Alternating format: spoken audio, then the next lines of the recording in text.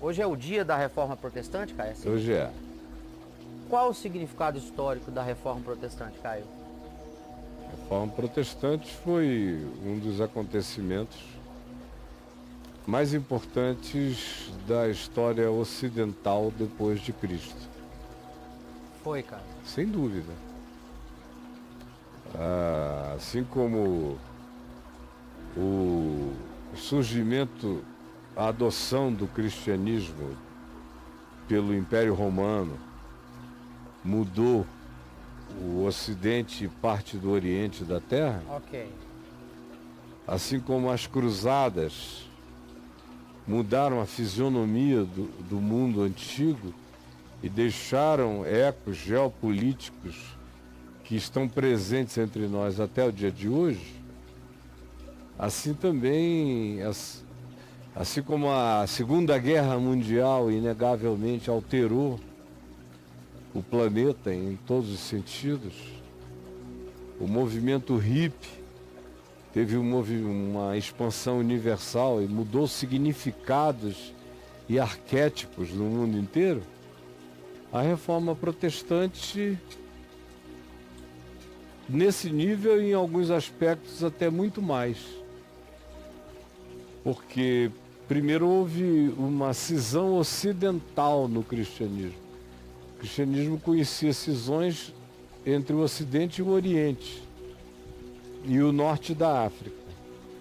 Mas a primeira cisão com significado ocidental, ou seja, que afetou todo esse lado do planeta, que é o lado que nos últimos 400 anos determinou praticamente a história planetária, aconteceu por causa da Reforma Protestante. A Reforma Protestante abriu a consciência e deu liberdade para a livre investigação da Bíblia e livre investigação de tudo. Quando você vê hoje em dia protestantes protestando contra a ciência, é porque eles não entenderam o espírito original de um cara como Lutero, por exemplo, que protestava em favor da liberdade de exame, tanto da escritura como liberdade de expressão, em relação ao que seja ciência, compreensão, intelecto, entendimento. E aí, nesse sentido, eu acho que Lutero foi mais aberto do que qualquer outro reformador depois dele. Você encontra na Reforma esse livre exame da Escritura. Só a Escritura é um dos lemas a embasar as 95 teses de Lutero. E uma liberdade para ler e interpretar Cristo na Escritura. Foi com esse espírito que Lutero veio. Quem lê a literatura que procede de Lutero, e sobretudo quem lê as conversas de mesa de Lutero, do Table Talk with Martin Luther, conversas extraordinárias dele com Melanchthon, com coisas que foram registradas na espontaneidade dele, você vê a abertura de compreensão e de entendimento e a liberdade para ser muito maior do que praticamente todos os religiosos antes dele. Estavam brigando contra Roma para querer reformar do ponto de vista doutrinário a igreja, mas Lutero gostaria que houvesse uma reforma humana na igreja, uma reforma de visão, uma reforma de pensamento, uma reforma filosófica, não apenas de comportamentos, mas de compreensão. E conquanto vários reformadores têm optado por linhas muito radicais e conservadoras, o veio que cresceu e que foi se expandindo a partir da Reforma Protestante como aberto para a compreensão científica, para troca e experimentos relacionais comerciais variados e diversos, o surgimento dos primeiros centros de ciência cristã, as universidades que começaram a surgir, as faculdades de ensino na Inglaterra, depois disso nos Estados Unidos e em alguns outros lugares onde o espírito da reforma prevaleceu, a ciência nesses lugares também cresceu, se expandiu. E você vê a Suíça, tão pequenininha, mas foi um dos berços da reforma protestante, especialmente Genebra. Mas o espírito da reforma se alastrou por todos os cantões da Suíça. E você vê que algumas das ciências da alma mais interessantes nasceram na Suíça, do berço judaico-cristão de Freud e de Jung, na Suíça. Foi a partir do pressuposto da reforma protestante que afetou a cultura, a intelectualidade e a academia como um todo, que se abriu espaço para o estudo da culpa. Que nasce daí. Aí você vê quando o homem chegou à Lua, alguém cumprimentou o Werner von Braun, dizendo: graças ao Senhor chegamos à Lua. E a resposta dele foi: não, graças a Sir Isaac Newton. E a toda a liberdade que decorreu dele e que a reforma criou para a expansão desses conhecimentos sem proibição, exceto naqueles guetos puritanos, Amishes, ou Quakers, fechados demais. Mas, no geral, a Igreja Reformada foi uma luz no Ocidente. E nos Estados Unidos da América, você vê que universidades como Princeton, que é uma universidade presbiteriana, Olha. e é um dos maiores centros de pesquisa do planeta. E outras que nasceram também de igrejas que criaram universidades livres para o pensamento. Agora, é claro que também se tem que dizer que a reforma protestante foi um dos maiores propulsores do capitalismo ocidental. Então, o que a gente conhece hoje como capitalismo no Ocidente é um subproduto da liberdade de pensar e de negociar da reforma protestante e da liberdade de ganhar, porque antes da reforma todo ganho implicava também num dízimo pesado para Roma, para a Igreja Católica Romana. É tão estranho que depois de alguns anos o romanismo anterior à reforma protestante tenha voltado. E as igrejas que são originárias da reforma protestante, que acabaram se chamando depois de pentecostais e ganharam o guarda-chuva superior do espectro de designação evangélica, são os que estabelecem as mesmas obrigações dizimais sobre o povo em relação à igreja, equivalente ao que o Papa fazia, tocando terror sobre a população de todo o Império Católico Romano Europeu. E na parte que foi cindida e quebrada pela reforma protestante, essa obrigatoriedade acabou. Mas agora, de algum tempo para cá, ela foi retomada no pior espírito medieval obscurantista, conforme em tempos prévios à reforma protestante. A reforma mudou a cultura do Ocidente. A gente vê hinos que são cantados, hinos de igreja, em filmes, em todos os filmes. Filmes de todos os tipos e matizes, até em ficções futuras.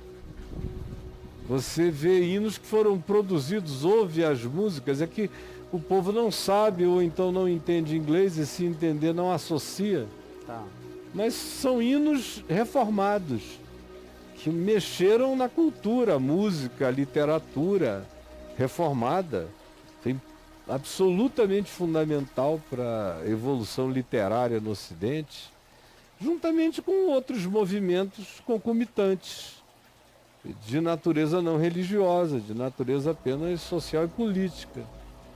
Mas não dá para desengrenar o fenômeno ocidental todo, do século XVI para cá, daquilo que a gente chama de reforma protestante, que foi deflagrado com as 95 teses de Lutero na Catedral de Wittenberg, em 31 de outubro de 1517.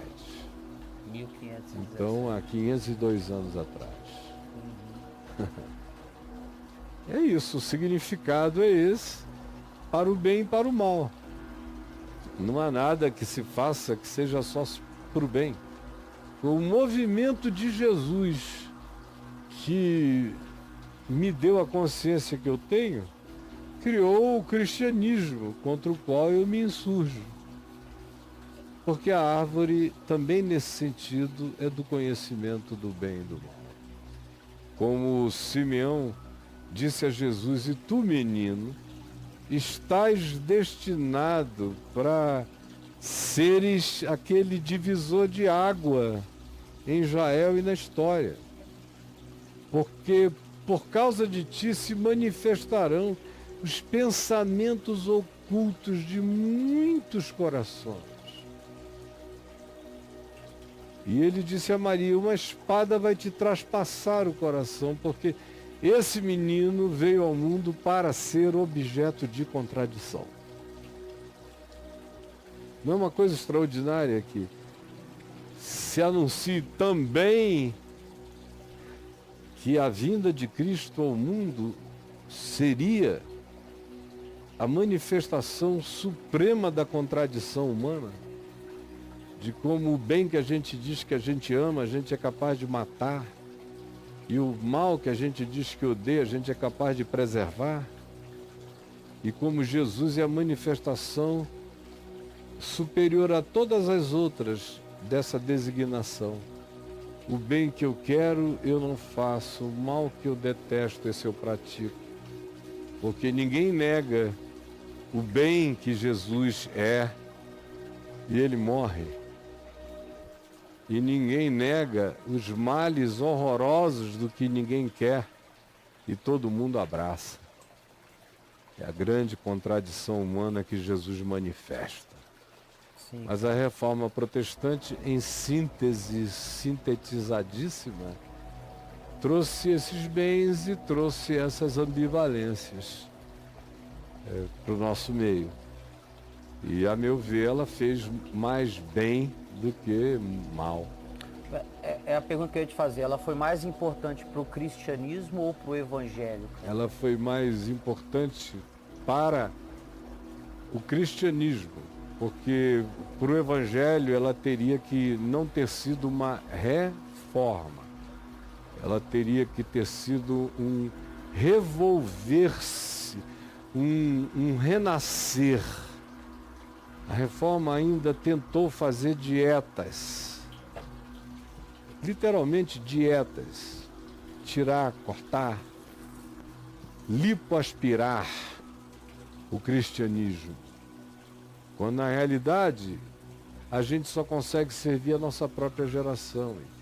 Cada nova geração tem que ter a coragem de nascer de novo, sem esquecer a história.